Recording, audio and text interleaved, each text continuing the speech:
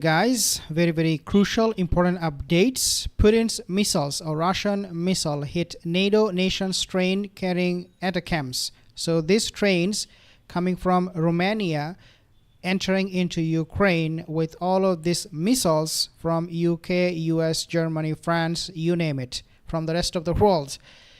And also Storm Shadow missiles, as we know, in Ukraine. Russian forces have reportedly blown up a train in Ukraine that came from Romania with British Storm Shadow missiles and US-made ATACMS.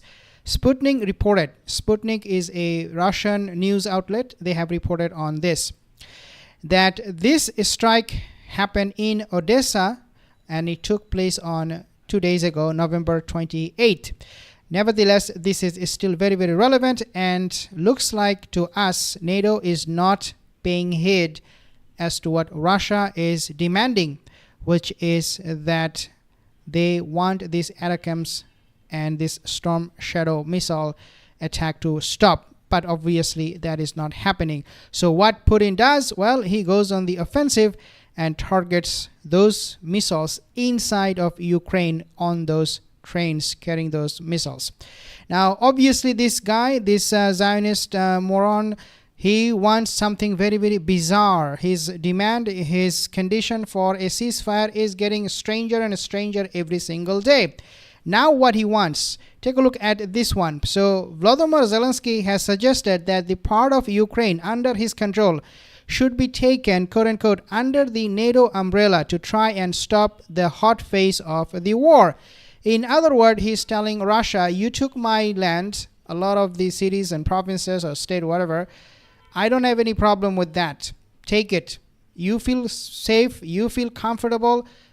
Those cities falls under Russian control. No problem. Those people will speak Russian. Those people can be your own citizen. No problem. But the one we have means the one I am still under control. I need those areas to be under NATO's control. What do you get then, Zelensky? You are giving some to Russia and the rest to NATO.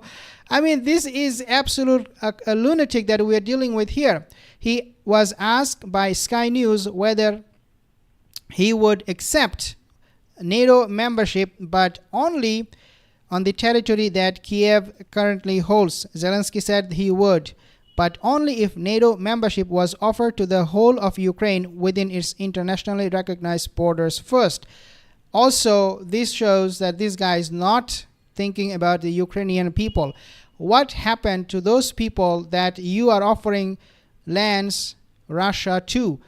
Those people are still Ukrainian, your people, right? And you want those territories to be given to Russia as a condition for a ceasefire, or as a condition for you to get into NATO? Like, what happened to those Ukrainian? Are they not your people? Were they not your people?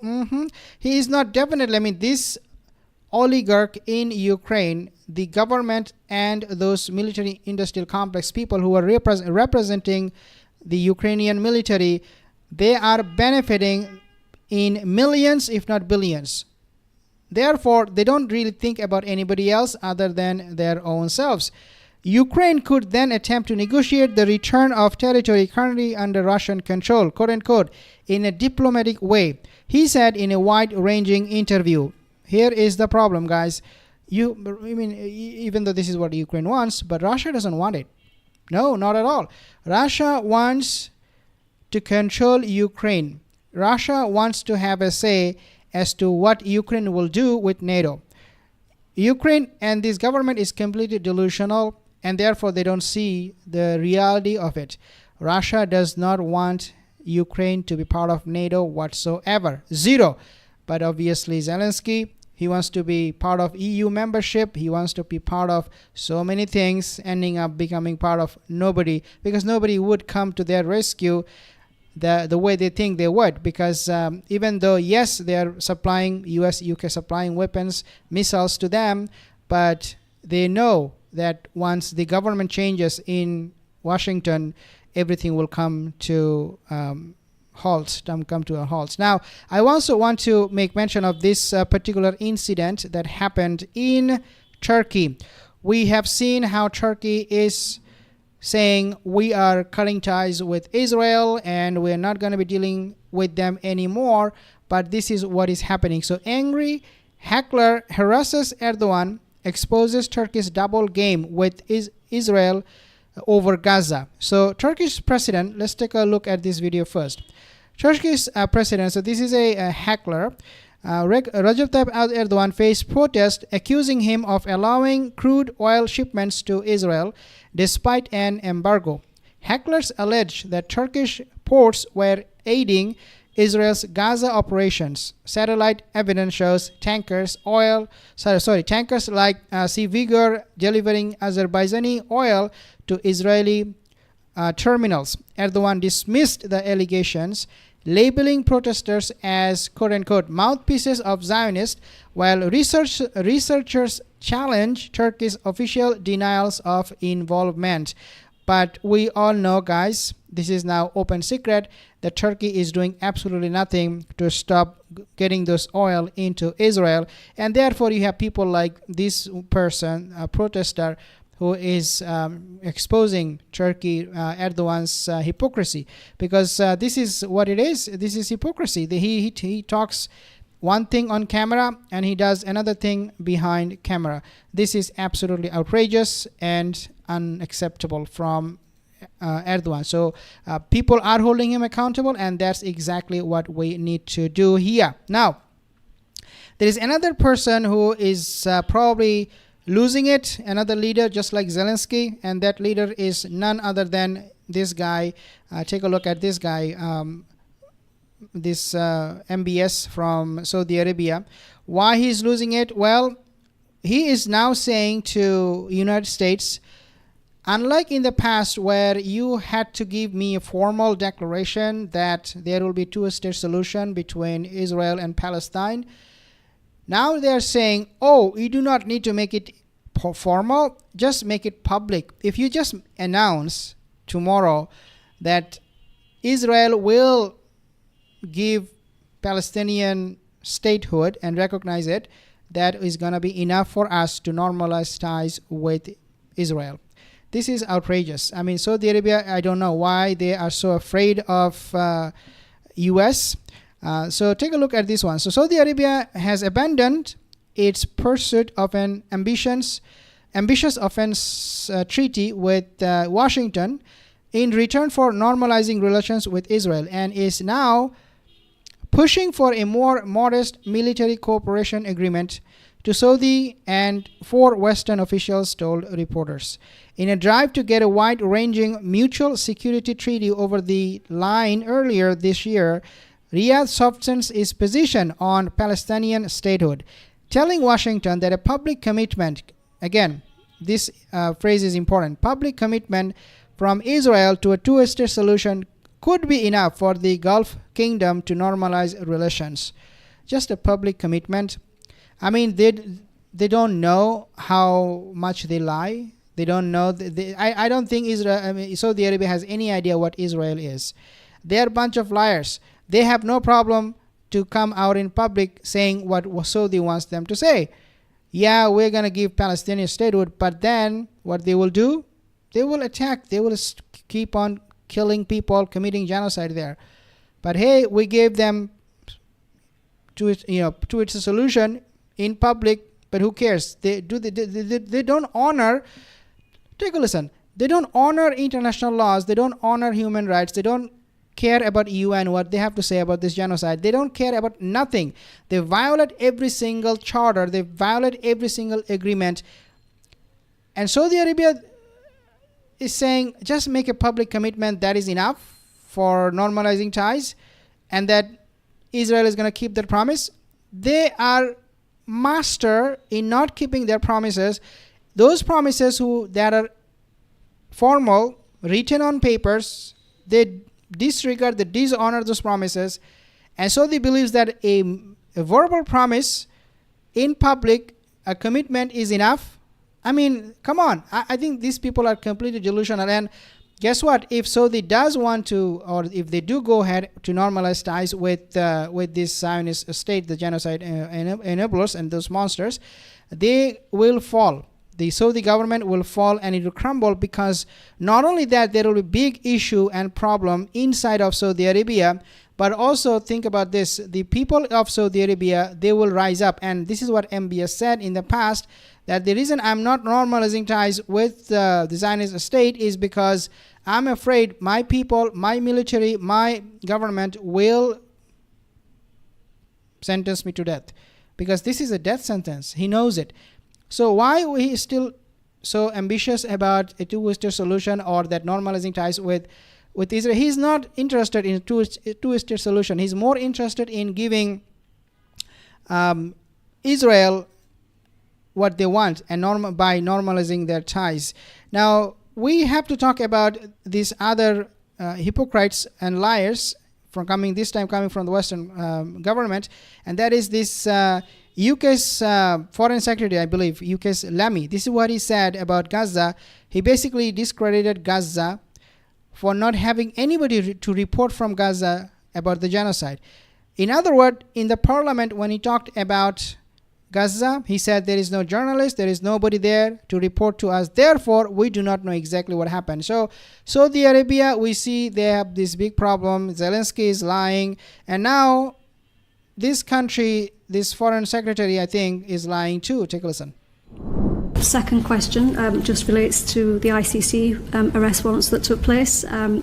So in light of the arrest warrants and us standing by international law, which was absolutely the right decision, and respecting the international legal system, will you as Foreign Secretary and the officials continue to engage and meet with a man who is now wanted for war crimes? Well, on the basis of what you've just said to me, there are two things that I'm holding at the same time. One is our obligations under the Statute of Rome and our powerful belief both in the rule of law and international humanitarian law. We have to wait in the coming days, weeks, for what they call a notes verbiale to make its way to our embassy so that we enforce or we get instructions that we are to enforce these warrants were they to arise. Under our legislation, Section 2 of the International Criminal Courts legislation, there is an obligation on me to transmit to the courts should those named seek to come into our country. That doesn't allow me any discretion. I will issue that, transmit that to the courts, and then the courts will make their determination under our law, recognising that we are signatories to the Statute of Rome, and these are very, very serious issues indeed. As I said, there is now widespread looting. There are no journalists in Gaza. There are no politicians like me able to go to Gaza, so I'm unable to verify. Okay, so there are no journalists in Gaza, there's no politician in Gaza. But before I talk about this particular comment he made, there is no journalist in Gaza, let's back up a little bit. He is mumbling so many times. You have noticed that. The reason for that is because he's so careful when he was choosing his words that he doesn't want to anger the Zionist lobby. If he says something that will be displeasing to those lobbyists, his job will be gone. The next thing you know, he has resigned, or that he was fired, or something happened. His career will be over for good. Nobody will even know he exists. David Lammy. So this is why when you see them talking about these issues, like holding Israel accountable, what is happening in Gaza, they're very, very careful with their words. And they manipulate people. They gaslight people. And this is why we cannot trust these Western governments when it comes to Israel especially. Also, obviously, with Russia, they're hiding a lot of things. The other thing that he said, well, there is no journalist in Gaza. But guess what? There are journalists in Gaza, and they are more than journalists. They are more than honest. They are the best journalists in the world. Take a listen at these people who say that this place, Gaza, has a lot of journalists that we love so much. Who's your favourite journalist in Gaza? Hind Khouri. It's got to be Fadi Wahidi. He was directly targeted and we just pray for his recovery. I have to give a special shout out to Anas Sharif. It's probably the 9-year-old Lama. I would say it's so hard to choose one because they're all so special in their own way. Bisan for her sense of humour that she brings. If I had to say my favourite... and also think about this, it is possible that David Lemmy was referring to the fact there is no journalist, professional journalist there, even though again I don't agree with that. This young generation in Gaza, they are professional, they're more than professional. But if he's referring to those professional journalists from BBC, Western countries or African countries, then the reason they don't have journalists, those professional journalists that David Lemmy is claiming, is because they get killed. They get killed in Gaza. And so he is actually proving our point, which is that it is not safe in Gaza for anybody. And that includes all of these journalists from the Western world. Now, I want to make mention of a few other things about the particular incident of Russian missiles attacking those Western long-range weapons. So this is what is coming on the news. Putin's powerful attack on Western long-range weapons. Russia strikes train with military cargo from NATO nation to Ukraine. US made ATACMS and British Storm Shadow missiles destroyed, quote unquote. So this is a significant blow, you can easily imagine. Russia won't spare long-range Western weapons Ukraine is using.